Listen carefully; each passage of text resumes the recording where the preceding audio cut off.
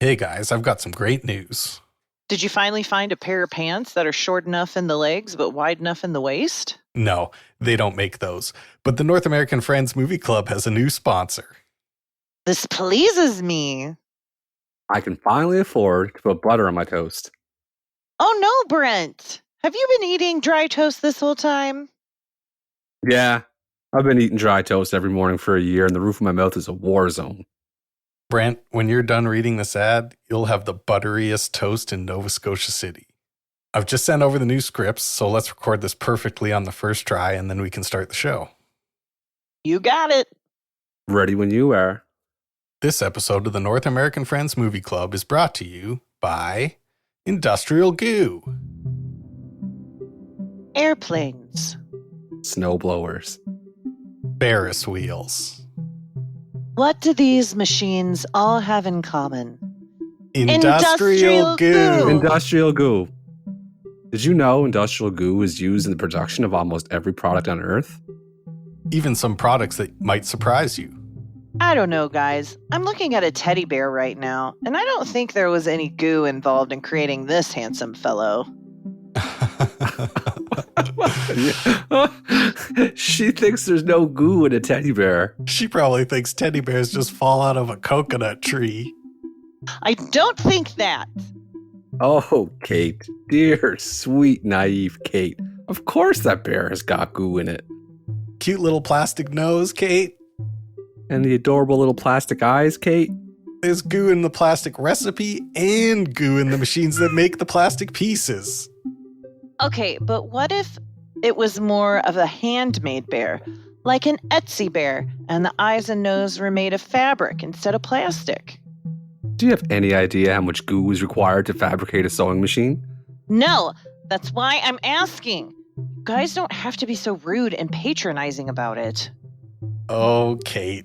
Teeny weeny itty bitty silly Billy Kate. Every sewing needle ever created is practically dripping with goo. The smelting machines need goo. The mold pourer needs goo. And don't even get me started on the milling process. It's Goo City in the needle factory. Okay, I get it. Do you, though? Because it sounds like maybe you don't. Repeat back to me what I just said. It's Goo City in the needle factory. Say it like you mean it. Yeah, say it right or we don't get the money. It's Goo City in the needle factory. That's better. We're only hard on you because we know how much you can achieve when you put your mind to it. I know, you guys are the industrial goo that keeps me accountable to myself. You're welcome. Yeah, you're welcome. I didn't say thank you. So remember, if you need a goo for industrial purposes, choose industrial goo. It's the only goo that's made for industry and business. And don't you dare take it for granted. Goo makes the world go good. Great job, guys. The goo people are going to love that. I agree. Let's start the show.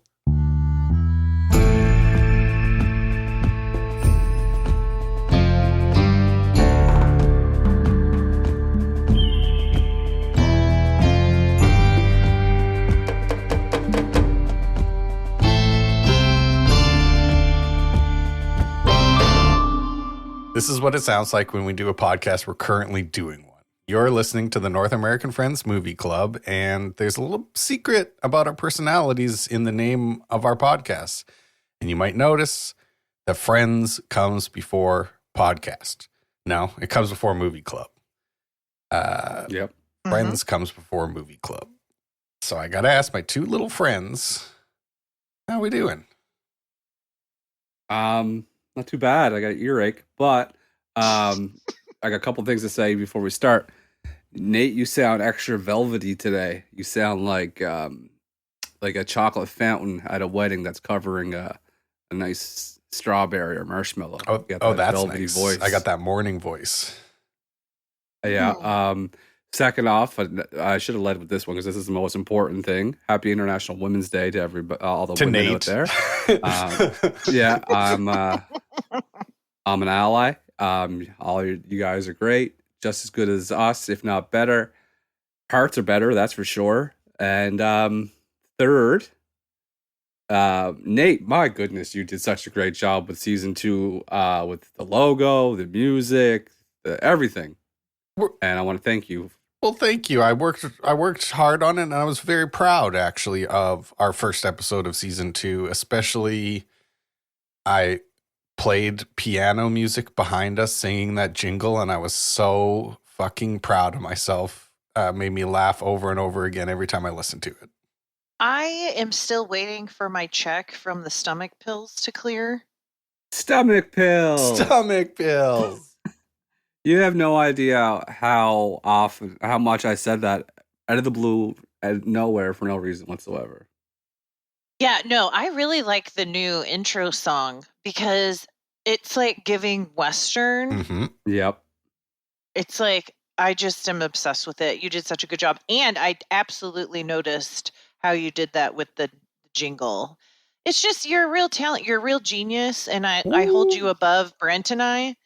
And why can't we all be? because we're not. Because we're not. We're not equal. No, we're all equal, especially on International Women's Day. We're a 3-headed hydra, a Cerberus, a turkey sandwich, a Taylor sisters. But I think you have the middle head.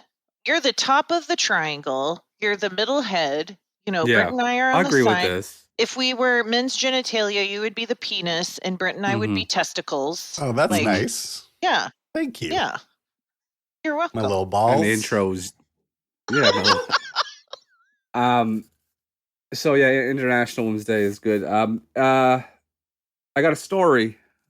Gotta wait for the dog to stop barking though first. Well, you need to ask if you can tell us. So here's my story. It involves our little furry friend Eddie. Eddie got into some hijinks this week. He's been pretty well behaved lately, or at least we haven't been hearing about his evil. He ate my hat I got for Christmas, which was disappointing. The black one? Yeah.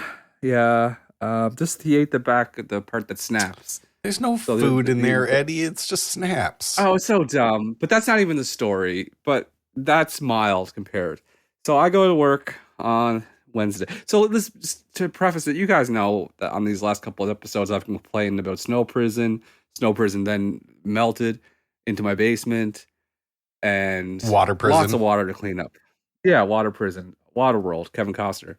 Ever hear of it? Movie podcast. Yeah, nice. So I go to work. Thank you. I go to work Wednesday. I come home and I open the door, and right away I know something's wrong because Clark is up in the corner of the couch looking nervous because he knows something happened. Oh no. Eddie got into Ellie's, or my deceased dog that died last January. Eddie replaced after Ellie. He got into her ashes. No. Yeah, he spilled a little bit of them, which is just terrible all the way it's a tough around. day. Desecration. Just a little bit. I think he knew that he was fucking around with spirits and gods. He got the fuck out of there. Realms. Yeah, and so he stopped. So that I'm like, oh no, Eddie, that's so gross and weird for you. It's like cannibalism. Did you eat any? Anyway, but as that's happening, I hear a high-pitched hissing sound. And I was like, what is that? I glance into my kitchen, and the cupboard underneath my sink is open. He dragged everything out. But the line that runs from the fridge underneath the floor, running up and hooked up to the cold water to provide my fridge with the ice maker and water, he took a bite into it, and his tooth poked a hole in the tube, and water was shooting out for hours.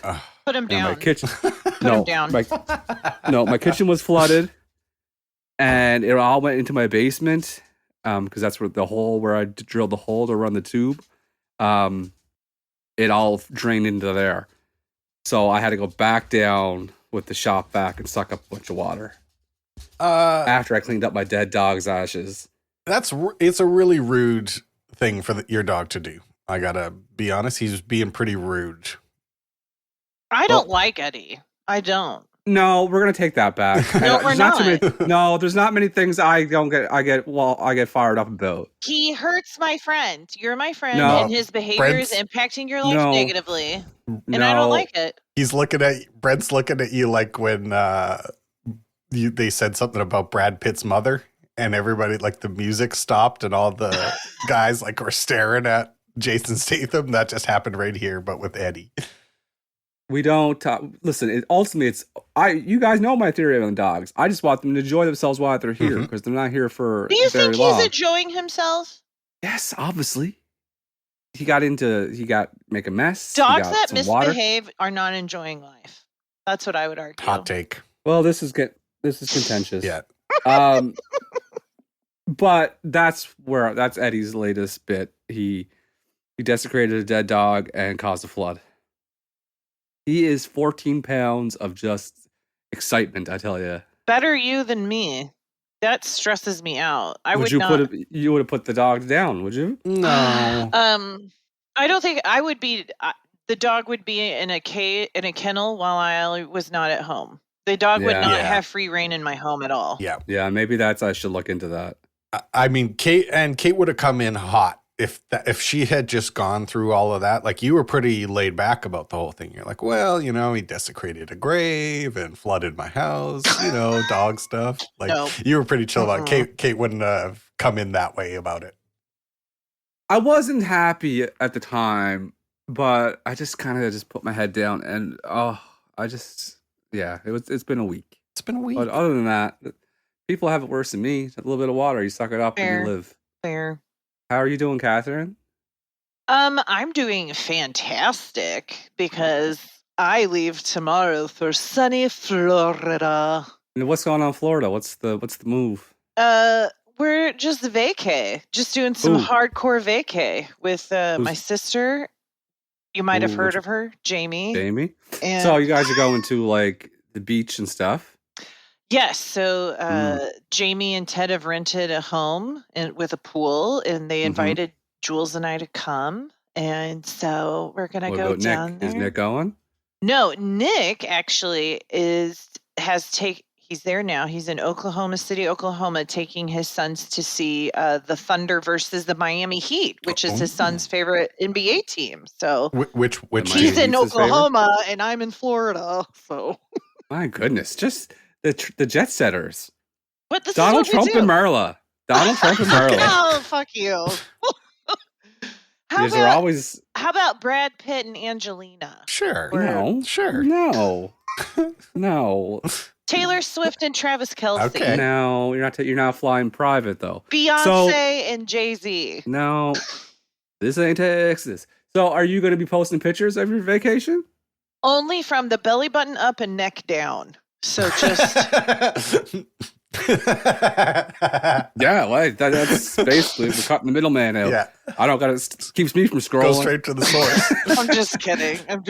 I'm sure it's not going to be super warm. It's going to be warmer than it is here, but it's not going to be like hot. But it'll just be nice to like be around the ocean and where it's sunny and. Yeah, I can't wait. And I can't wait to just not be at work. So I'm going to turn off all of my work notifications and it'll be the first time I'm taking. Nice. I have not had a vacation from my private practice in a couple years, actually. Like I don't even take off time during Christmas. So this will be the first time I'm not seeing private clients in a very long time. So that's awesome. We'll have a great time and thank you. Posted. Yeah, and I would like to record down there because it'll just be like vacation Kate recording. Like throw Jamie on for a little bit. Sure. We can talk about movies. Well, and we know finally we don't have to follow any more child labor laws because of schooling, so we can get Jules to like 10 intros in a row, just like break every labor law there is. That's it. Yeah. That's it. I do want to mention that I will miss my sister Jennifer. I wish she was going, but she lives in California, obviously, and not able to attend. Mm-hmm. And do you have any? She deserves a shout out. Do you have any like events or like are you like something that you're like we're gonna go do this and we're looking forward to that, or is it just more like we're just gonna go chill? There are no events. However, I think we're going to do a bonfire on the beach, maybe, which is something I've never done, which sounds really awesome. Oh, you'll enjoy it. Yeah. Have you done that? Can you do that in Nova Scotia? Yeah, that's like a summertime staple. God. Bonfires on the beach. You just lay there. You have some adult beverages. The fire's going. You could throw what we cook mussels on there. We wrap potatoes in foil and just throw them in the fire and then eat them. Yes.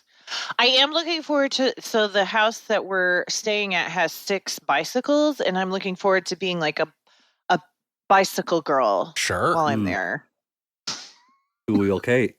2 wheels Kate. Katie Spokes. That's right. Nate, what about you? I Katie Spokes.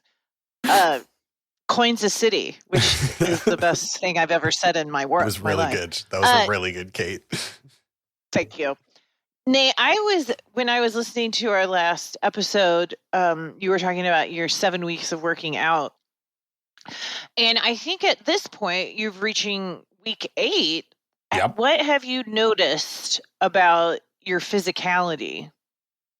Any changes in it? Definitely. Like my arms, I never lifted weights in my life. I did lots of sports and athletic stuff and baseball and jiu-jitsu, but I never lifted weights. So this is the first time where I've been deliberately lifting weights, and my arms are getting huge. Like I'm getting ready for the shower, and I'm looking at myself and say, is that a statue of a Roman god? Is that Zeus? Yeah. Am I looking at Zeus right now?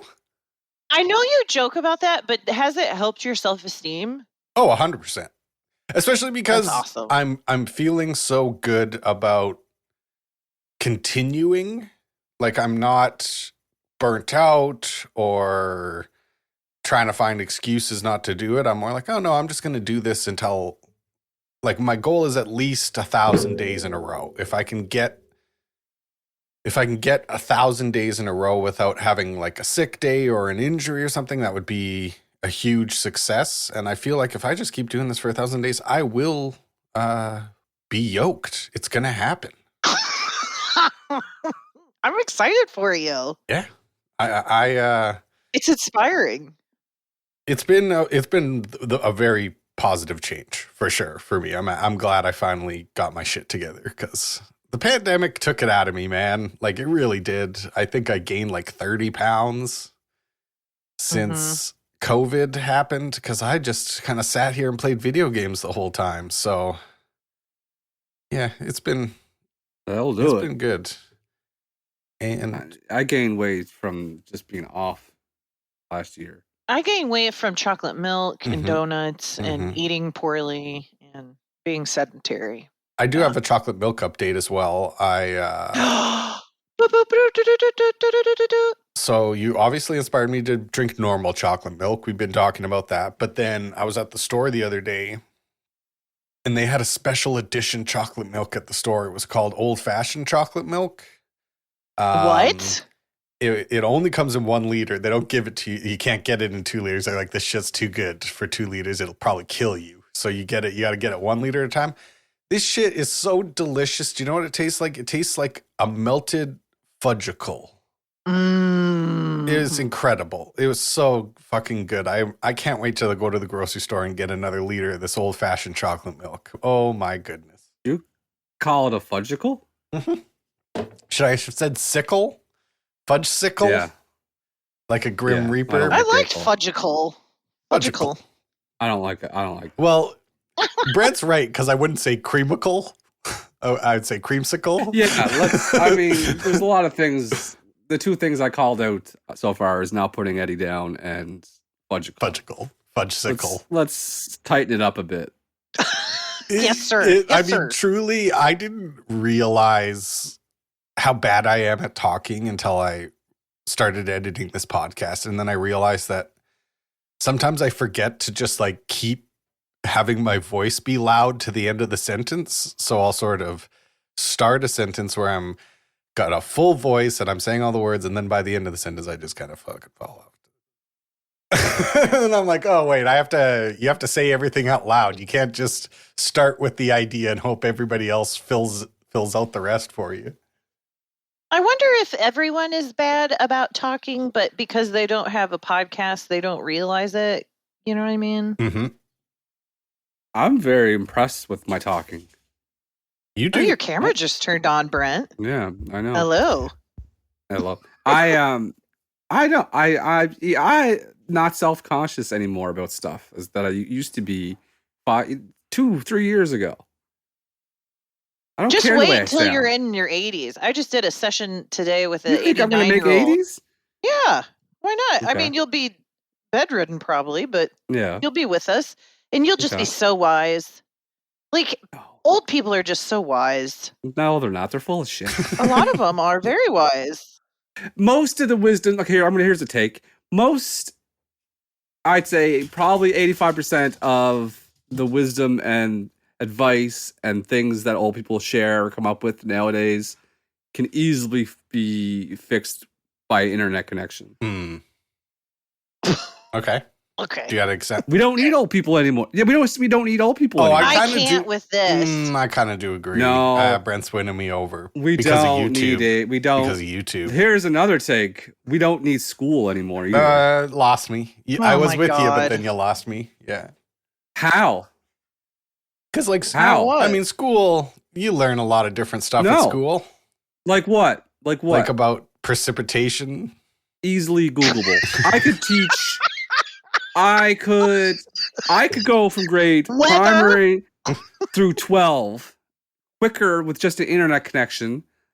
That's 13 years of your life. As soon as kids are able to log on to the computer, that's when school should start. Brent, And they you're can- on a slippery slope to Christian fascism, okay? And I want you to pull What it does that back. mean? What's that mean? Because they're all arguing for like how we don't children don't need public school and parents need to like I get it. You're right. What kind of teeth did George Washington have? He had a mix between wooden and slave and animal teeth. Yeah, exactly. Mhm. And we never learned that until the internet. Good point. Before, in the books, it was just wooden teeth. Mhm. We're teaching the kids all the wrong things. Let them go on the internet and learn. Just like we don't need old people. Old people advice, we don't need it. I That don't is need to know not how. an opinion of the North American Friends Movie Club. That is only an opinion of Brent Murray and maybe even Nate, but it's not me at all. I would say this is how the opinions break down. Kate's a hard no. Brent's a big yes. And then I live in this wonderful twilight world of not having children, so I don't truly care about the future. So I'm kind of like, well, let's see how it plays out, maybe. Or if we decide we're going to keep the kids in school, I'm like, okay, keep them in school. I could go either way. So we've got all the opinions covered. I Thank got you. 2 things to say before we move on. Okay. If I wanted to know about trains 30 years ago, I'd have to wait until an old person came along and ask them about trains. Have you heard of encyclopedias? Have you heard of books? What are you doing? That's caveman style. Nowadays, it's much easier with the internet connection. Second, what was my second point? Yeah, you don't have See, one. you ruined it. You ruined. I was on a roll. It I don't was think you were. Old people in trains, and then was it about school again? I don't know. I forgot the second. It was going to bring home Probably the should have point. gone to more school. You would have remembered. It's like we heard you transition from a young person to old person in real time on this podcast. It happened exactly in between those two answers. I don't want to get rid of old people. Old people deserve life too. Just ignore them. Is what you're saying. We just don't need them Mm. for knowledge-based Sure. terms. We don't Who need was them. We just don't- arguing that this started because I said that older people have a lot of wisdom They because don't though. and that is what we disagree on. I don't think that you talk to a lot of elderly people. Yeah, you do. Think about it. You take their blood, Brent. You don't talk to them. Don't take blood. I don't take blood. I don't know Okay. why. So when are you speaking to elderly people? All the time. They're around everywhere you go. There's an old person Are giving you their actually speaking to them? Are you saying hello or how not you doing? anymore. Not since the internet, because I don't need that. Mhm. to Oh speak my to them. god. Okay. All right. Here we go. Hot takes. Hot takes to start It's the show. true. It's true. Old people aren't wise anymore. All their facts are How wrong would you know because you don't speak to them? because everything that I'm considering myself as an old person. If I You start are not give- old. You are not if I start- elderly. if I start giving my kids the knowledge that I learned from school before the internet, it's a bunch of lies and wrong things. You are getting knowledge mixed up with wisdom. Those are two different things. Oh, okay. Wisdom Kate's is winning the me over. fool's. No, wisdom is the fool something. I can't think of something to go with it. Exactly. Wisdom is not good. Wisdom is overrated. The only thing I'm worried about is the facts. Brent is very anti-wisdom. I am. Wisdom is My what makes God. someone wise. A mix of emotional maturity and patience. Experience. Yeah, emotional Perspective. maturity and experience. Yeah. Here's the thing. My thing to sum this up is, as long as there's internet, we don't need anybody to give us advice.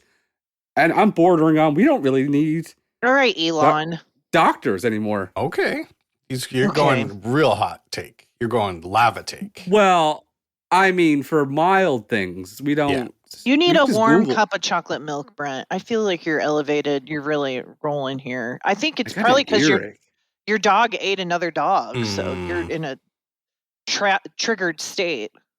It's my earache, I think. I will go on the record and say that I'm glad that a doctor did my open heart surgery instead of a guy who watched a YouTube video. So I will go on the record and say that I appreciate. Okay, yeah, of course. That is fine. But I'm just saying, I could probably have a long, successful career as a family practice doctor, only using the internet. Look, now I'm not going to disagree with that because you could take care of a lot of stuff. If it's like splinters, throw a cast on.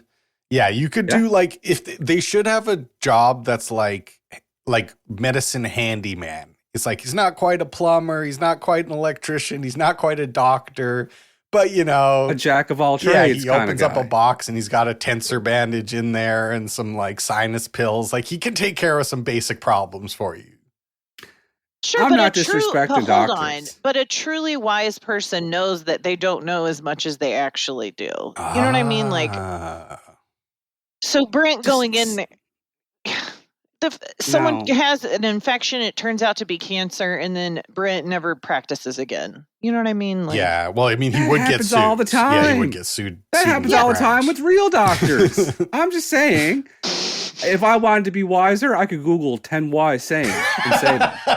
And they're like, oh, that guy's wise as all hell. Oh, Al Murray over there. Look at him. He's wise as shit. But yeah, I could have a family practice with, as long as I had an internet connection, I could do it for at least 30 years. The one thing old people have to teach us that is unfortunate, you can't really learn it. You just have to, like, it has to happen. Like a caterpillar can think about becoming a butterfly, but it's not a butterfly till it becomes one. And that's, they don't give a fuck. And we could all use a little bit more of that. Like, it would be pretty freeing to just not give a fuck at all about what anybody thinks, and make all the noises you want, have all the different smells you want, and just be like, yeah, I'm old. I don't give a fuck. What are you going to do? Speaking of, Speaking of, if you have knowledge, let others light their candles in it. A bird doesn't sing because it has an answer; it sings because it has a song. oh, okay. Did you If Google? we never had this discussion, and I said those two things, Kate would immediately say, "My God, you're wise today, no, Brent." I wouldn't. I would be like, what are you reading, Brent? Speaking of asking people what they're reading, why doesn't someone tell us what movie we watched this week? Well, I think since Well, we watched your movie. yeah. Oh yeah, I it's think my whoever turn. picked the We movie should watched- say it. We watched the 2000 Guy Ritchie movie starring a bunch of cool cats and kittens. No, not many Oh, kittens. no. I Not like You're that. the Though. lady. I like that though. Think about it though. Was there a woman in this movie at all? Do you think kittens are women and cats are boys? No, dogs are boys, cats are women. Cool cats and kittens. Yeah, I do. Snatch. Yeah. That's the movie we watched. And it stars Brad Pitt, Jason Statham, a bunch of people. We'll get to them all. And Catherine, why do you tell us about the movie Snatch? Okay,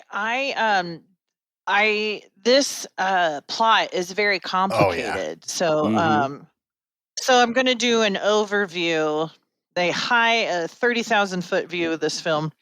And it starts with a gang of robbers who are dressed like Orthodox Jews, and they steal an 86-carat diamond. And then someone steals it from them, and then there's it's a just boxing bunch- promoter. Yes, I was getting to that. There's a boxing promoter whose boxer gets injured, so he has to find another boxer. And there's all these different storylines that intertwine. Some of the names of the people are, the main character is Turkish, played by Jason Statham. Then we've got what's Brad Pitt's name? Mickey. Yeah. Mickey. And then we've got the Butcher, and we've got who else? Boris. Bullet and Tooth. Frankie. Bullet Tooth. There's just so many different people. And so finally at the end, there's also a dog that plays a big role in this film. Mm-hmm. But at the end of the film, Turkish Jason Statham ends up with the diamond, and it is sold back to the people it was stolen from. Right? Yeah. No? Yeah. Yeah, but Sorry. I feel like it's kind of disrespectful to the whole story. It's tough. Why? Listen, Do you want to try? I'm You not wanna trying try? to be disrespectful. I'm not trying to be disrespectful. I just I've seen this movie one time, so. okay, no, I get it, and I think we'll explain what I meant by that as we talk about our favorite parts. So why don't we talk about our favorite parts, or any parts of Snatch? I think that's a great idea, Brent.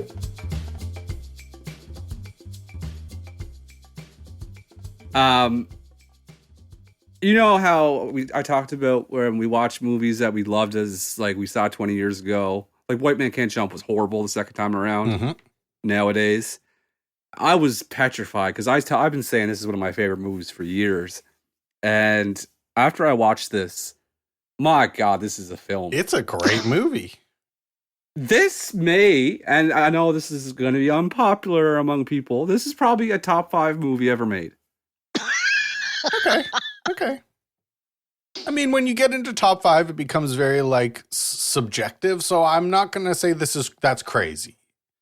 It probably wouldn't crack my top 5, but I think it's fantastic. It's really fun and different. Yes, I really enjoyed watching it. Yes, it It's lost so me for a fun. little bit, but the ending brought me back. It's so fun. There's so many good characters. Just a crew. This is a crop of people together. What a bunch of nut screwballs. Yeah,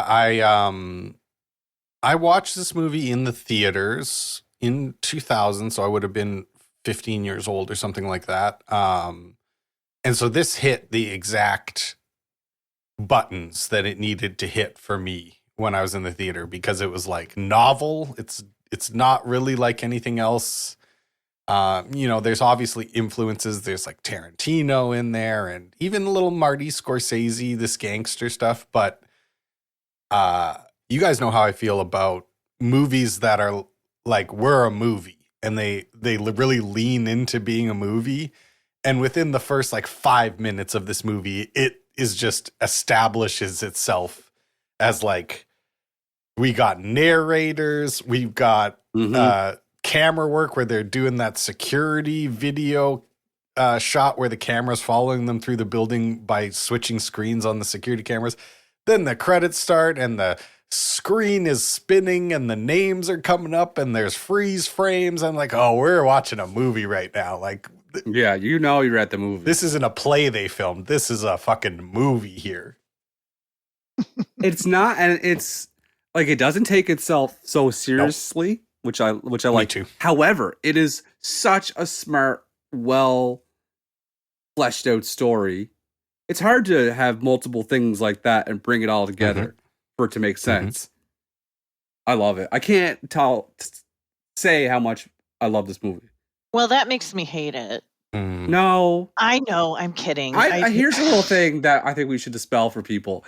People will probably listen to this and they'll get like access to our lives like an hour a week, and they probably think, "Oh my God, Kate probably hates Brent." But it's far from it's. Do you It's think not so? true at all. I don't Oh, think for people sure. think I hate you. Oh, for sure. But I think Kate and I have been friends for 10 years, same as Nate and I. We all met together. We are the best of friends. We It's respect true. and love each other. I believe that And- Kate being comfortable enough with you to get mad at you is a sign of your friendship. Mhm. Because that yeah. is 100% true. Yeah. Yeah. People don't get the privilege of me being mad at them Mhm.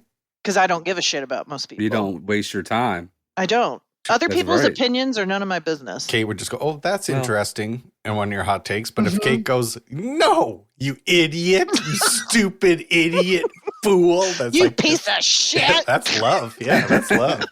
Yeah. But people wish they had someone call them a piece of shit. So I thought I had seen it, and then I maybe had watched like part of it, maybe at somebody's house in college, and not paid attention to it, and then I got to like halfway through it, and I was like, "Oh, I've never seen this." And then I was so delighted by the end, and it helped me like it more, because initially I was like, "This is too convoluted for me. Like, there has to be some kind of payoff." And I Mhm. liked how it became kind of like time is a flat circle. Like, Mhm. no matter how the criminal element always kind of folds back into itself. And I loved the part where the guy kept shooting the guy that wouldn't die. Like, Yep. oh my God, the hallway Yep. scene, that was so good. I Who was the guy that wouldn't die? Was Boris the Blade. Boris? Boris the Blade. that? Yeah. I love like big characters. I really do. I think there's lots of subtle filmmaking in the world that's great, but I'm kind of a theater kid. I like big bad guys and fun bad guys, and there's so many huge characters in this movie that are like not believable if you're trying to make this be like a gritty, realistic London crime thriller, but it's so much fun to watch like a guy named Boris the Blade with a big scar on his face and a Russian accent, and he won't die no matter how many times you shoot him. Like, that's just, it is really fun. Like, Yeah, exactly. And they're all the characters are like that. huge. I will say earlier on, there was a lot of camera movement, and Yes. I wrote that a lot of movement with the camera makes an old lady dizzy. Like, that Yep. gets me a little. That's My- the 2000s, though, baby. I Yes, know. you're so right. And it's that music video too. Oh. It's like, this is 2000 music video cinematography.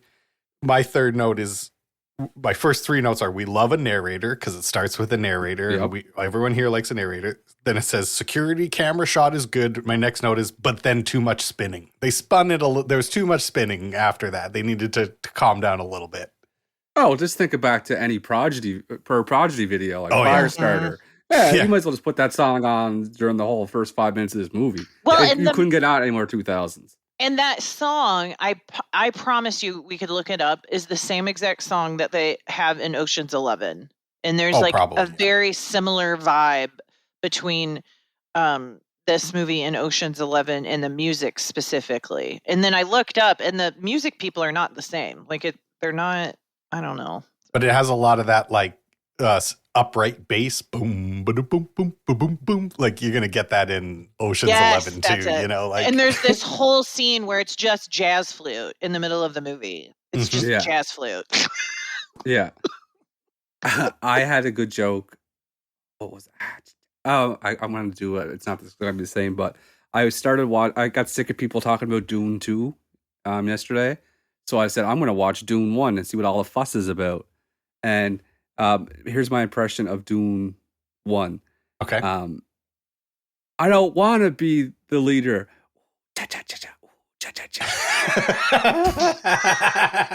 I mean, he's I not feel like wrong. I've seen the movie now. Yeah, he's not wrong. They would say something, and then that music, you know the music I'm talking about. Mhm. Mhm. It's just someone making that sound. Then that's my impression of Dune 1. The sausage gag, where Turkish asked how long on those sausages, and he said 2 minutes, and then he waits 5 minutes and asks how long, or waits 2 minutes. It's like, what about those sausages? He's like, 5 minutes. Mhm. That was great. I love that. Especially that it's very silly, unimportant, but since I like stuff like that. That the only reason it's me there too. is a laugh. Like there's that Just character, the we never guy see him Juan. again. We don't learn Yeah. his name. He's not part of the movie, but there's just that gag. And then they don't oversell it either. He just says like 4 minutes and you just kind of see the like Jason Statham like, another guy fucking me around. Like, Yeah, you Yeah. told us that 5 minutes ago. That was like a joke that the writer just had to get over for himself. Like that was just for Daddy. That was just for me. I had to get it Oh, out of my no. brain Mhm. so I can never say it again. And that's Mhm. and I love that stuff. I realize that when I'm on a roll talking, especially around my friends here in the East Coast of Canada, we are I'm too close to sounding like a pikey. oh yeah. my. Oh yeah, Brent. You know Yeah, I was and thinking Nate it. knows. Yeah, and we are very pikey adjacent. It's not great.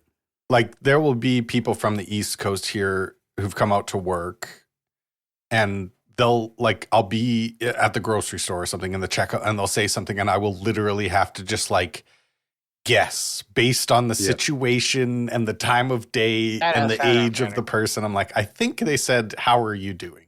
It might have been how are you? How you How's your doing? day? The problem is we here say bye a lot. Like Mhm. bye is a term to describe a person. And then I noticed that What's the it pikey mean? say like just person. Like, hey, bye, what's up? How you doing, bye? Like boy? But it's not We say, gendered. no, it's not gendered. It's like, go away, bye, leave me alone. Like that means like, Okay. you know, that's bye is just referring to the person. And then the pikeys did it. And then I'm thinking like, why? And then I'm like, okay, Nova Scotia means New Scotland. Mhm. Scotland is over there. Pikeys are like Scottish English. So it all makes sense in the end. There's definitely that Irishness. Like the Yeah, boy. Go boy. I was watching with subtitles and there was even parts Yes. where It said the subtitles unintelligible. it doesn't know what they're saying. Like that's pretty funny. That's what I was gonna say. There was a part where Brad Pitt said something, and I'm like, I have no clue one word of that sentence. like not one. So clue. I had to Google the scene, like, what does he say here? And it was a scene where he was hung over and Turk was just trying to get him ready for the fight. And then he was kind of like passed out and he wakes up and he screams out, "Ay." And I was like, what did he say? And he said, I have to take a shit. And I was like, that's interesting. That's interesting. Yeah, because I just couldn't figure it out. One of my favorite gags was the getaway driver that can't drive, Tyrone. Good bit. Yeah, Love it. and then they keep what's his name? Four Fingers in the back of the Frankie. lorry. Frankie Yeah. Four Fingers. Well, I liked the it's- gag. Did you go ahead, I'm sorry. No, I interrupted. You go. So there was also, I don't know if you guys noticed this. So Boris is on the phone talking to his brother, and he has a mug that says "I love Moscow." And then the next scene is Avi talking to Frankie on the phone, and he has a mug that says "I love New York." Yeah. Oh, hilarious! I liked that. I liked That's that. great. That's Because great. whoever has a mug that says "I love Moscow," It's I just thought it was funny. there's a lot of gags and slapstick in this movie, which it was actually a really nice transition after watching Casino, which is so serious, so real. Yeah. Like there's a little bit of funniness in Casino, but it's also grounded and gritty and like the hammer on the hand. You know, we went over all that last week, and then to watch this one, you could have two crime movies in a row and get kind of bored, This but is so this one's much so lighter. different. Yes, it's Yeah. like a And probably palate just cleanser. as much and not probably less violence, but still a lot of violence. It's the just way so it- much very sillier. violent movie. It's just Right. done in a like slapstick, funny, And like, you never haha see way. anyone die. Like when Boris the Blade pulls that butcher knife out of a holster and he's just Yeah, like yeah. whistling as he chops the guy's arm off, and like you don't see it. It's just played so goofily. He's just like doop doop doop ba doop boop boop. I liked the gag with the door when those guys rob the bookies and then they're stuck in the door and it was a push door instead of a pull door. Like it's so silly and it's so simple, but you're just like, yeah, what a great stupid So funny dumb. thing. Having Avi fly and get to London so quickly, like he was talking to what's his face, about Frankie going to the boxing match. It's going to be gambling involved. He's like, well, I'm going to London. And then like he's arrives in time for the fight that night. Yes. Even though there's like a 4-hour time difference. Yeah. And then to end the movie the same way with him like doing that fast flying thing. I really like that. Yeah. I also really liked how this taught me about replica guns, and I need to make sure that my airsoft rifle is more convincing. Yeah, you can't write Desert Eagle on the side of it. I should. Mhm. Yes. It's really interesting what sticks with you from a movie, because when you brought up Snatch last week, immediately I had the memories of the security camera shot that I talked about, and then that Desert Eagle shot where they zoom in on the gun and show the lettering full screen. And it's just so interesting how, like, after not seeing a movie for 15 or 20 years, that will just, there's these little moments that stick out so much in this movie. Like, if you told me Casino, I don't think I would have this like visual Rolodex of images that I have connected to it as nearly as much as this movie. So he's got something cooking here that's different and special. I forgot how much I like Guy Ritchie movies, and I'm going to revisit his entire catalog, I think. I forgot that he was married to Madonna. Yeah, Yep. It almost ruined him because he did Lock, Stock, which was a big indie hit. Then his next movie was this one, which was a huge hit. And then he did his movie with Madonna where she's like on a beach, and it was like, it made like $400,000 at the box office. It was like a fucking I remember travesty. that. Yeah. Like, it was bad. It almost ruined him. And he's had such a bizarre career afterwards where he will have these huge flops. He had a couple after that Madonna that were horrible. And then he did that Sherlock Holmes series, which made like $2 billion. And then he had a bunch of flops. And then he did the live action Aladdin, which made like $700 million. That's so he's wild. just like, this guy's taking, he's either striking out or hitting a grand slam. That's the only two modes that he operates in. He's going hard.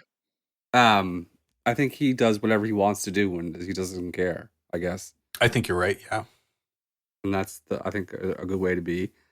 What was I have a big finale of my notes I want to talk about when we end the notes, but I like the fact that everything was connected, even though a lot of people in the movie never talked to each other. Like when Tommy threw out Turkish's milk, it hit Bullet Tony and car, Avi's car, and then they crashed, and then it resulted in hitting Boris. Yeah, that's like 3 different storylines come together. I like that. That stuff tickles my brain. And they did it it's pretty clean. Like, there's a lot of movies that have kind of tried to shoehorn the stories together, especially after Pulp Fiction. Like, a lot of people tried to copy that, but it doesn't work very well usually. There's always something where you're like, But this movie is silly enough, and it has a silly enough tone that all of that stuff completely seems plausible in this universe. You're like, oh yeah, of course. That totally makes sense to me. Mm-hmm. This movie reminded me that I used to own nudie playing cards, and that that I purchased myself, and that when Juliet got old enough, and I had to hide them, and now I don't know where they are. And I miss them. There was like full frontal nudity on the nudie cards, and it was all men. It was just naked men. Oh, it's male nudity. That's different. Man. That's much different. Why is that much different? I'm a heterosexual lady. I know, but there's nothing more jarring than flipping over the ace of spades or like the 8 of clubs and it's a big dick. And this was like late 80s. I would say it's jarring just because I was imagining naked ladies, and then you said that, and so it was jarring just for a second where I mentally had to switch to penises. So I was like, oh, okay, cool. I think we can all agree that the female form is much more attractive than the male form. I think can't disagree. That's unique to what your preference is. Sure. I think we're all beautiful. Nice, Okay. Kate. Nice, Kate. Speaking of being all beautiful, the next note I have is when I first saw this movie, one thing that always stuck with me and will forever stick with me is the pigs going through 2 pounds of flesh every 8 minutes. Absolutely. Isn't that incredible? Yep. It is incredible. Like, and it makes me think about my friend Andy and her husband Bo listens, and her family owns pigs. And I'm like, what's going on up there in Iowa? oh, Iowa? What kind of criminality? But you also probably, in the back of your mind, you're like, I'm going to keep that in my back pocket in case I ever have to do it or use that, you know? If they have more than 16 pigs, then there's probably some kind of thing. Just keep an eye on Andy and the husband. That's all. I had a question about unlicensed boxing matches as well. Uh-huh. Better to ask than Nate and I. Wouldn't it be obvious that they're fixed? Like, I mean, I'd be highly suspicious of any unlicensed, even licensed boxing. You gotta, in the wrong situation, you gotta keep your eye out on who's betting on who here. I'm gonna let everybody in on a little secret right now. Here's a hot take. I would say the majority of sporting events are fixed. Oh, that is a hot take. Across all sports. You name a sport, and I could throw out an example of how it was fixed. You just said most sporting events are fixed. Yeah. Do you actually believe that? 100%. Boxing, I would say 75% of the fights are predetermined. Golf. Okay. Golf? No. Oh, okay. How about basketball? 100%. Tim Donaghy, referee, point shaving. Great documentary. Curling. A lot of things are fixed. But yeah, I don't know. I talked myself into a situation. You threw me off with the curling comments. I was like, how did they fix a curling match? Exactly. He's trying to think about weighted brooms and stuff. Anything with finesse, I don't think is fixed. Like golf, curling, lawn bowling, they're not fixed. Darts? No, not fixed. Because you can't. It's hard to do that. Do finesse things. But team sports. You got one guy. And baseball and basketball. One guy could say, fuck it, I'm not trying today. Or, hey, it's, college sports. It's all fixed. Gotta be. It's gotta be. Why? I don't know. Because it's impossible to have that many people from that many different areas with that much money involved where people don't try to take advantage of it. See, that is the best point you've made so far. It's just like money, whenever money is involved in anything, the opportunity is pretty commonly taken advantage of. Like someone who's like, hey, I could make some money by doing this. Like they usually do. Like the Tim Donaghy thing, the basketball referee who was influencing games so he would hit point spreads.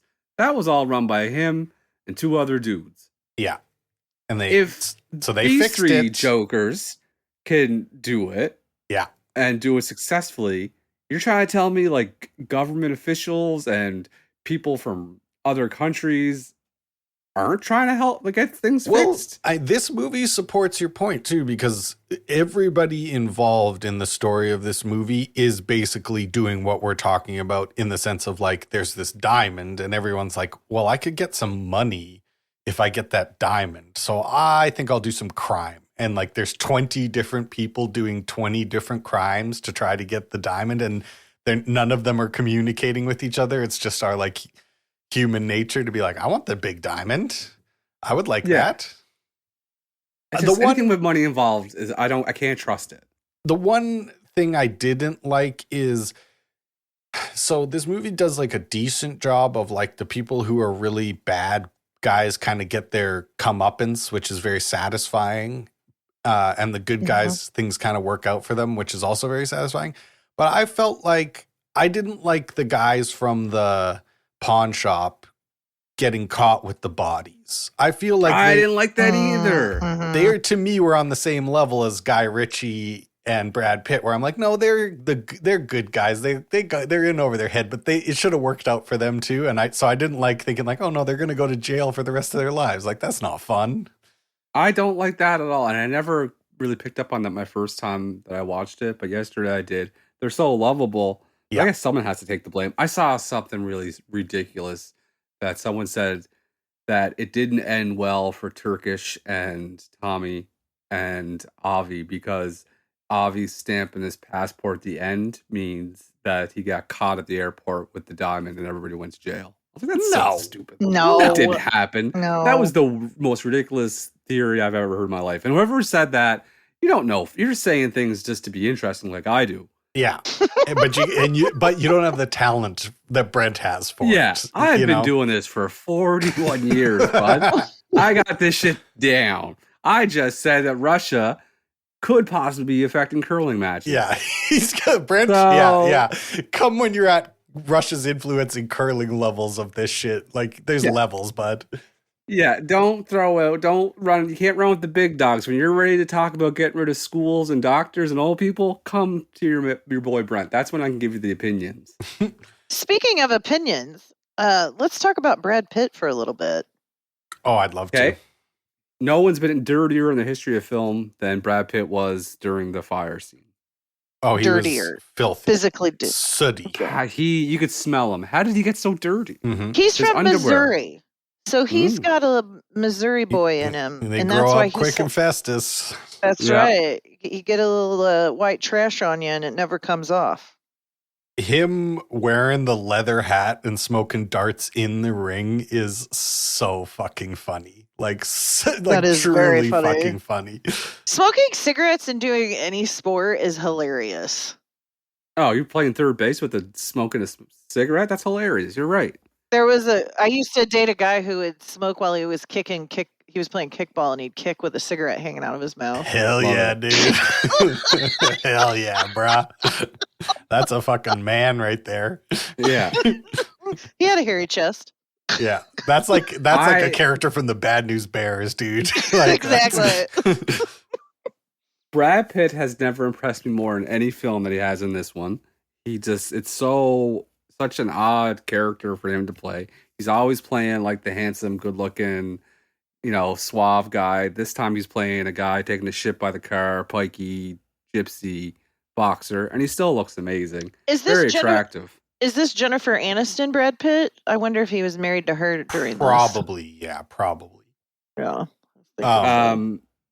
But here's my point where I want to talk about why this is my favorite movie of all time.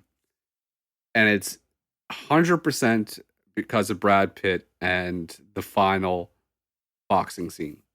Mm-hmm.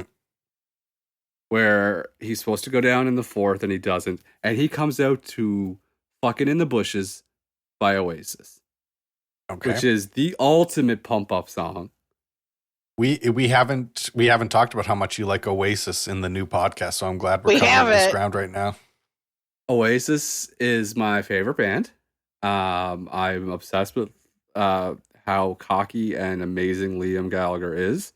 Mhm. I've always loved Oasis since I was 18, maybe. Favorite band, amazing. But Fucking in the Bushes is one of those songs that just pumps me up. It amps me up. I get super hyper. And when you have that song playing, with Brad Pitt coming out, bare knuckle boxing, holy fuck. It's so well shot, edited. It's amazing. It's my favorite. My favorite movie scene of all time is that. Okay. Like, fuck the Titanic. Fuck any other movie The Titanic. where Leo falls off the ship and drowns. It's the best scene in the history of film. And I know I say a lot of shit Mm-hmm. just to say a lot of shit. Mm-hmm. Mm-hmm. Just to seem interesting. Just to have a take. Just to whatever. For the But people. You do it for the people. For the people. I make myself look like an idiot for the people. However, I will stand on this hill. I will fight whoever wants to come at me. You bring any movie scene in the history of cinema to me, and I will tell you why my scene is better than yours. Okay. My favorite thing that Brad Pitt does in this movie is how they're all like him and his brothers are always huddling. I found that like there's something very funny about having a conversation with someone and then they're like, oh, okay, just 1 second. And then all the brothers huddle around and they're when yeah, Gorgeous exactly. George knocked him on his ass and all the brothers picked up the fence that he was laying on to Yeah. get him back up. Brothers. So good. So good. Pike, you steal the show. Is everybody got their points out? The only note left I have here is I just wrote down the word smorgasbord because I feel like this movie's a smorgasbord. So I wanted to say that into the microphone. So one more time. I wanted you. Smorgasbord. I Oh. think you made that word up. Smorgasbord is a layout of food. Like you could choose from all different Yeah. kinds of food. Nate's saying Borg, not Oh, Borg. okay. Smorgasbord. You're like the Swedish chef right now Yeah. from the Muppets. It's Borg, not Borg, Swedish chef style. Since we got all the notes out of the way, would you guys like to take the official trademark copyrighted Snatch quiz? Yes. Yeah, bye.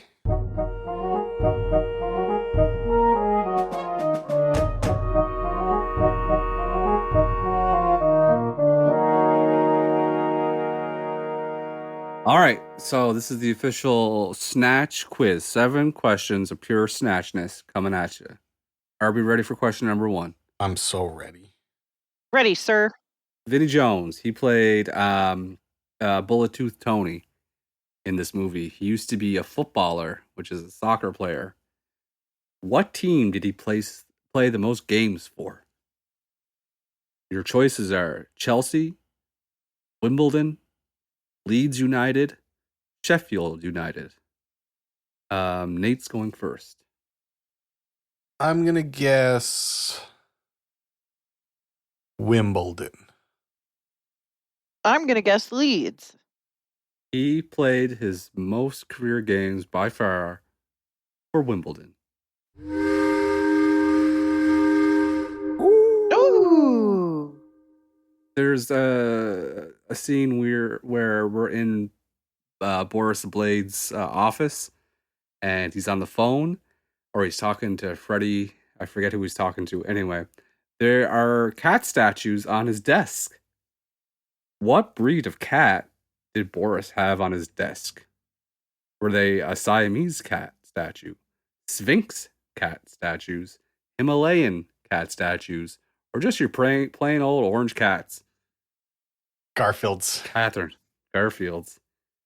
I'm going to say Sphinx. It's the only kind of cat that feels different from other cats other than the Sphinx one. No, I'm going to say stick with Kate. I'm going to say Siamese cat. No, Kate said Sphinx. Oh, okay. Then I'm going to say Siamese cat. You, that little thing at the end saved you because he had statues of 2 Siamese cats.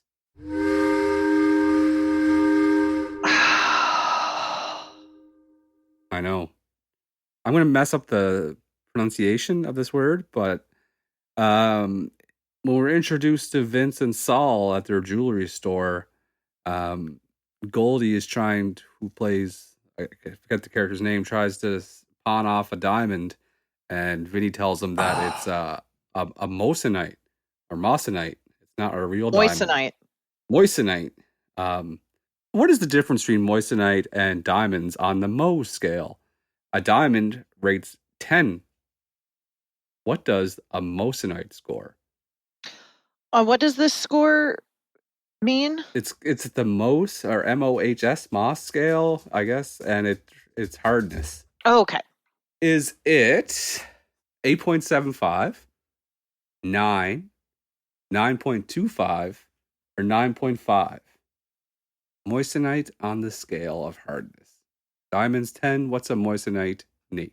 I'm tempted to pick the lowest one, but that doesn't seem like what you would do. So I'm going to go 9. I'm going to say 9. Okay. I'm going to pick the lowest one. 8.75. Mm-hmm. A moissanite is a man-made diamond. It scores an impressive 9.25. Gone forever. Wow, Brent. So you're both wrong. I'm on there. Gone forever. What's interesting is when they mentioned that, I looked it up because that's a kind of gemstone I would get, like, Mhm. because you can get like something giant for less money. And Mhm. I have a friend who has one, and it looks exactly like a diamond. Here's the only difference: if you look at it, it reflects all the colors of the rainbow, and diamonds will only reflect clear. Hmm. So that's one way to tell the difference if you're out in the community. Question number 4. Mickey's first boxing opponent with real gloves that's shown in the movie gets introduced after Mickey. What was his nickname? Was he the Wild Man, the Madman, the One Punch Gun, or Clubber? The guy who was fighting Mickey or Mickey? No, the guy who was fighting Mickey in the And I guess boxing ring. Madman. Then I'll guess Wild Man.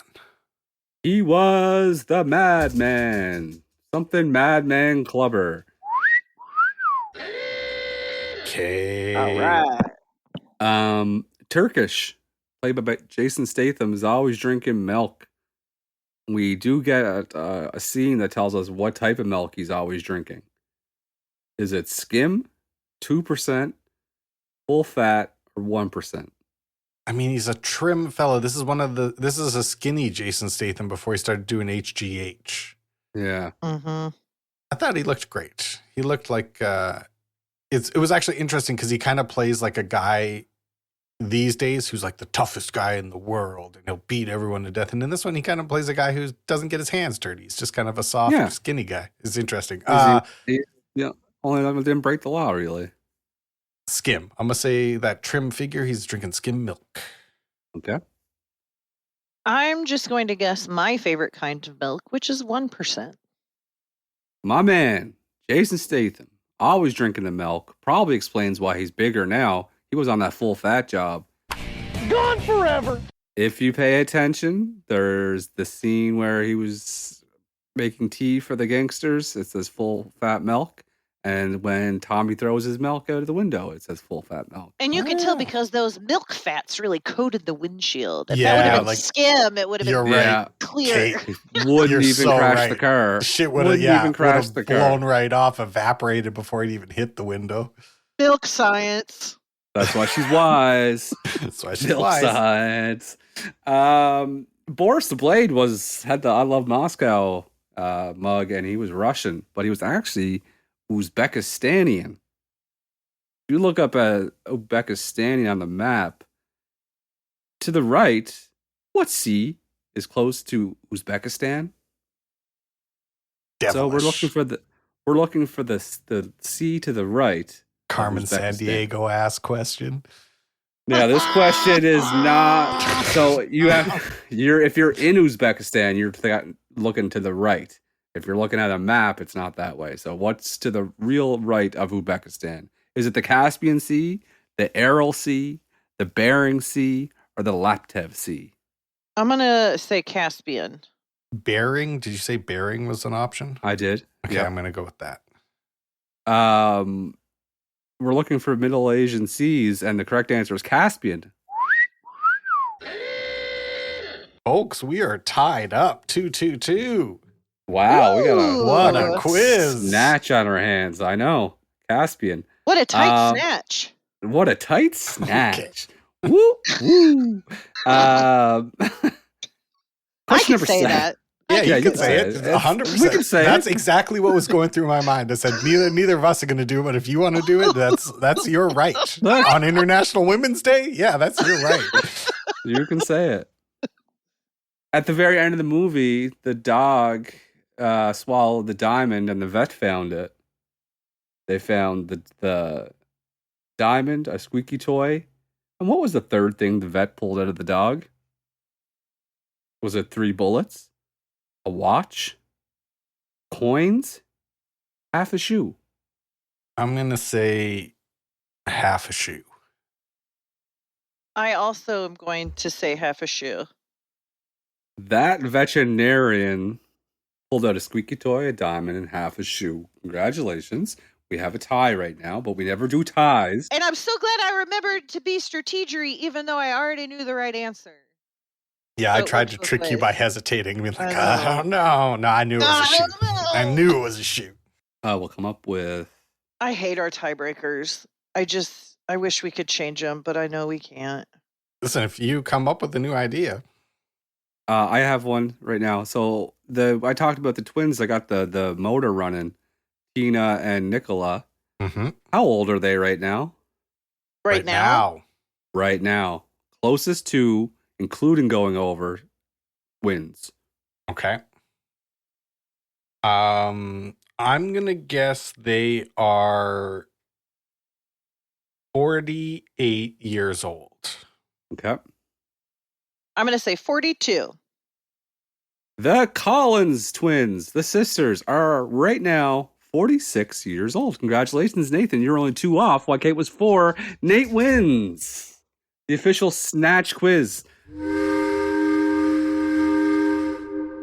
It's an interesting strategy to win that quiz on International Women's Day, but you did, bud. I'm not ally behavior, that's for sure. No, I should have said 70. Congratulations on your win. Yeah, Thank you. There you go. Thank you. There you I go. did math in my head. I was like, this movie's 24 years old, and they looked about 24. So that's how I guessed. May the sun always shine to your back. And Okay. may you Keep going. Finish the toast. Yeah, finish the toast. May the sun always shine on your back. May the wind be at your back and the sun where you want it. Okay. May the wind be back. Okay, new shirt. May the wind be at your back and the sun where you want it. Okay. Nice poem, Kate. Thank you. Trademark. Would you guys like to hand out some gold medals? Only if we can give out the bronze and silvers with it. Okay.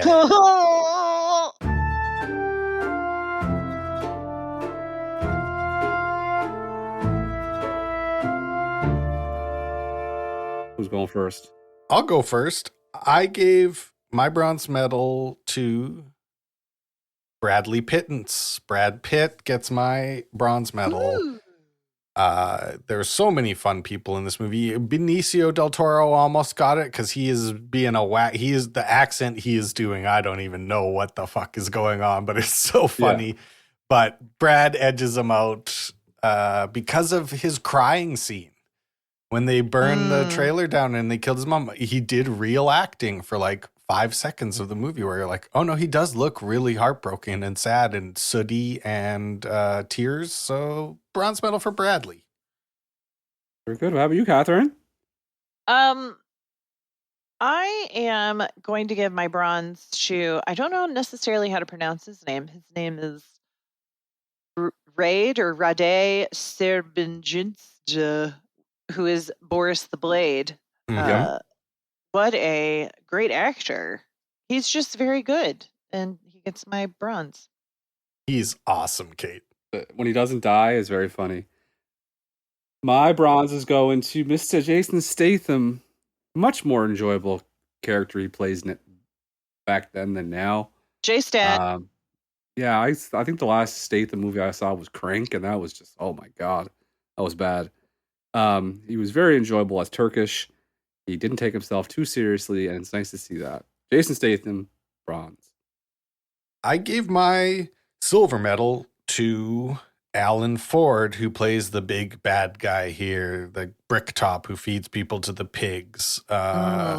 He has a couple of monologues in this movie that he did a really great job, and he is a very believable, scary bad guy. So I liked him. I liked him in his glasses.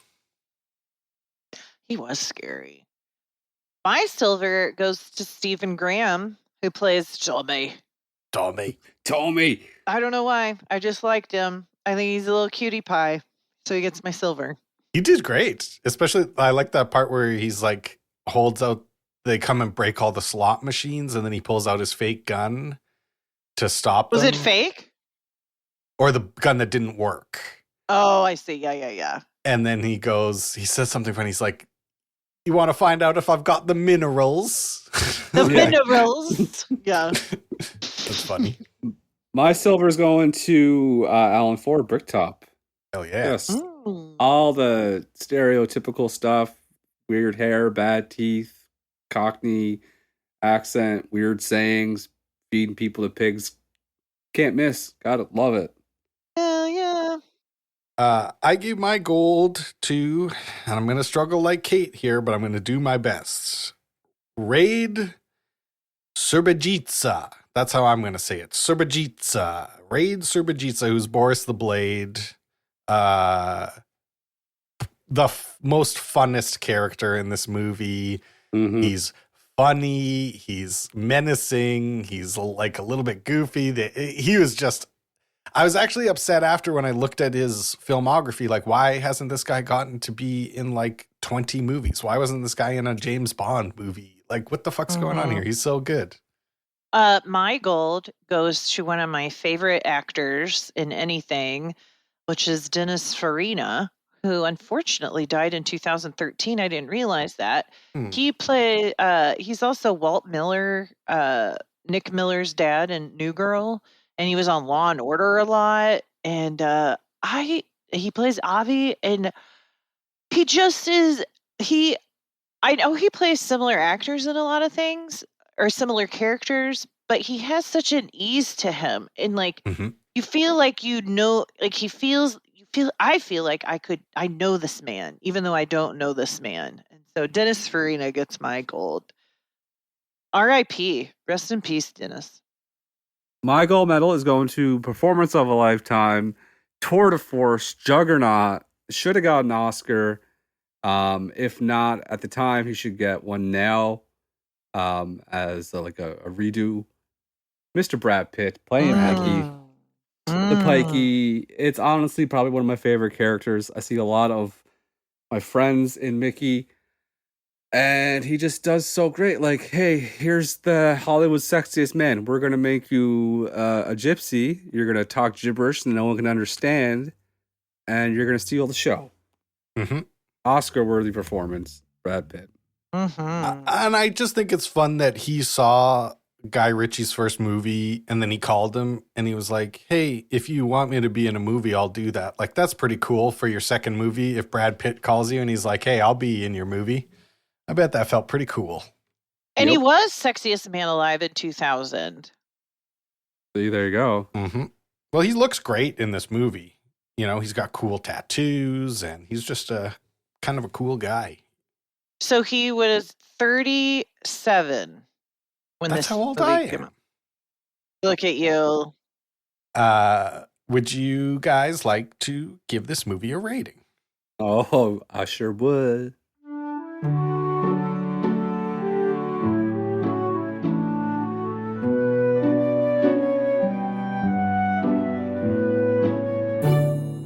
The script for this movie. What did you guys think of the script for this film? I'm going to say that it's maybe slightly overwritten, but I don't know. I'm going to give it a 9. Ooh, I like it. Nice. Yeah. I'm going to Go ahead. go ahead. I think the most things we say on the show is go ahead. Yep. Yeah, Good. 8? 10. Oh, it's a 10. All these different timelines coming together, and then a dog saves the day. Oh, come on. I think this is Guy Ritchie's best movie, and especially since every movie is basically the same these days, it's really rare to have kind of a surprising, quirky film. I'm gonna go with you, Brent. I'm gonna give it a 10. I'm gonna give it a 10 myself. Thank you, Nathan. You want to change your score, Kate? I don't.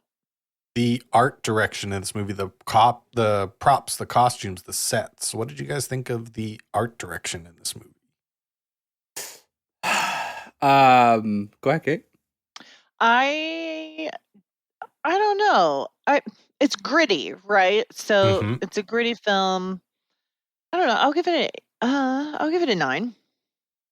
I'm gonna give this movie a 10.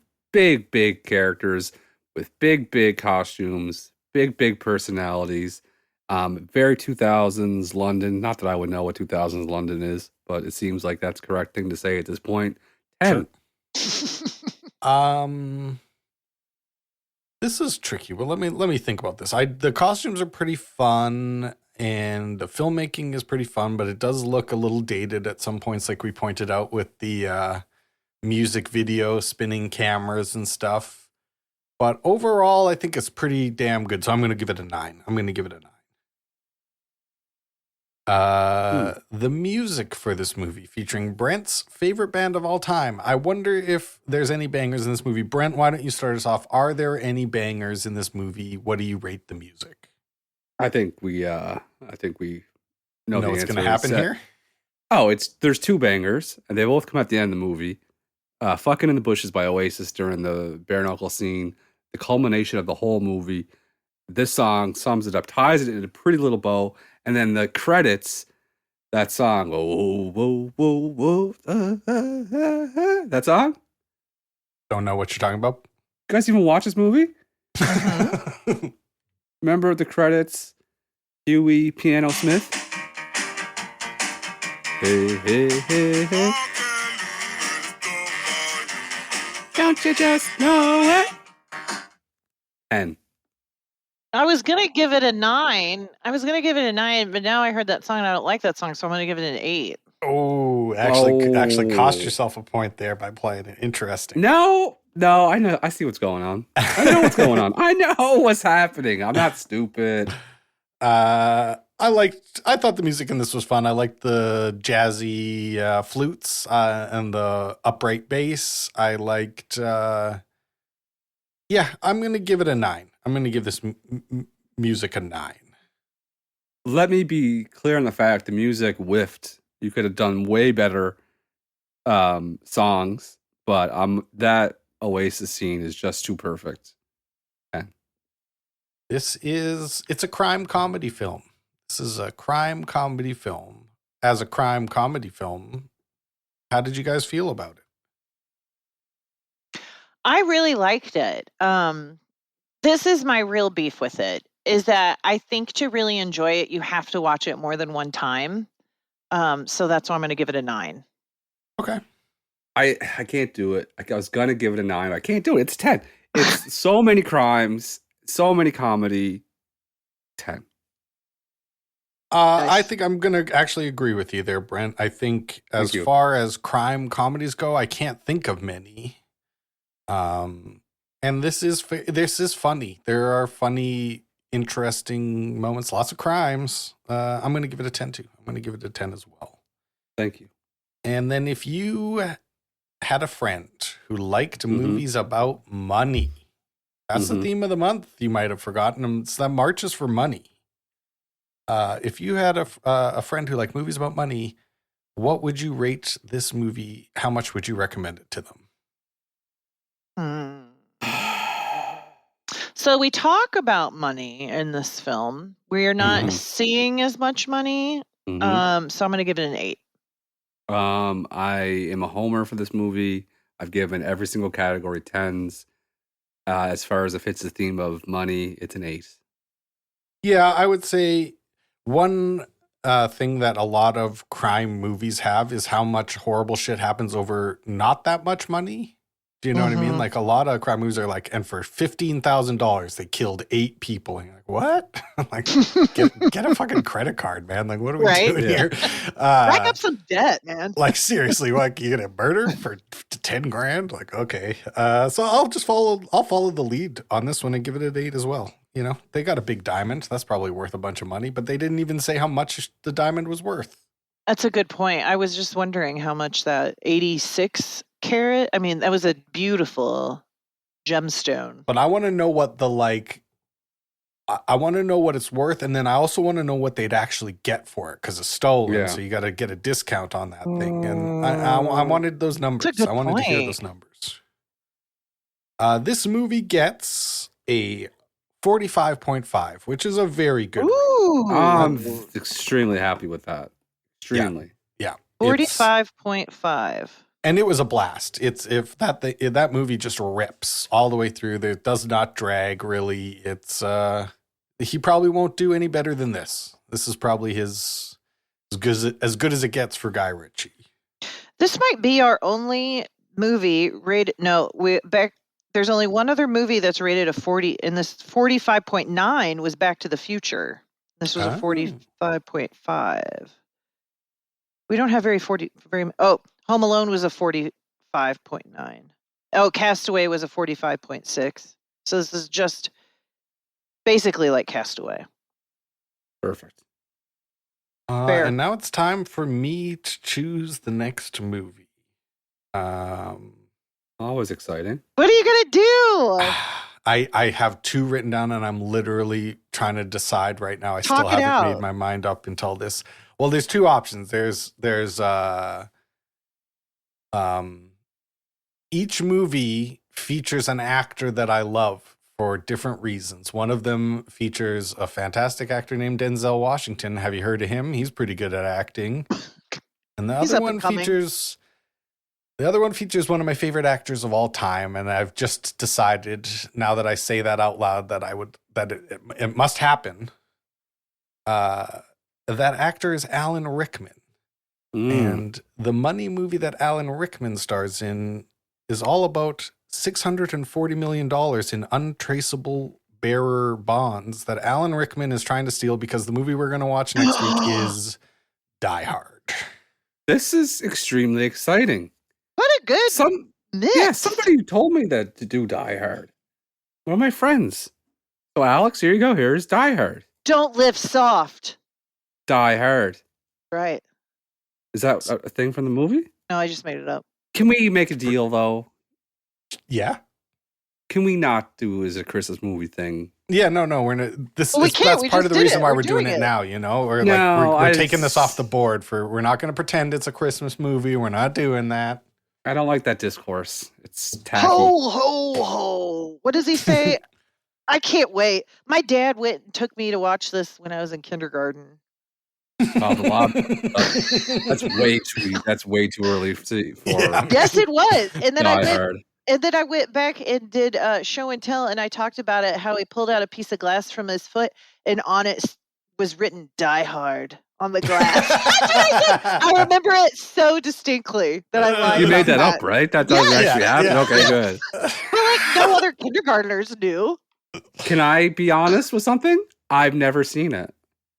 Oh, I don't think I've seen it. I've seen it. I've seen the one with Samuel L. Jackson in it, where they do the puzzles. That was great. Oh, that's very good. That's a good. I never movie. saw the original one. So I'm that's Is fun. that Die Hard 2? I think that's not Die three. Hard. I think I that's think it's three. It was really good. Okay. The Germans. Well, good choice. Yeah, Nate. You did The not do that part. Germans. The Germans. You scared of the Germans, Tommy?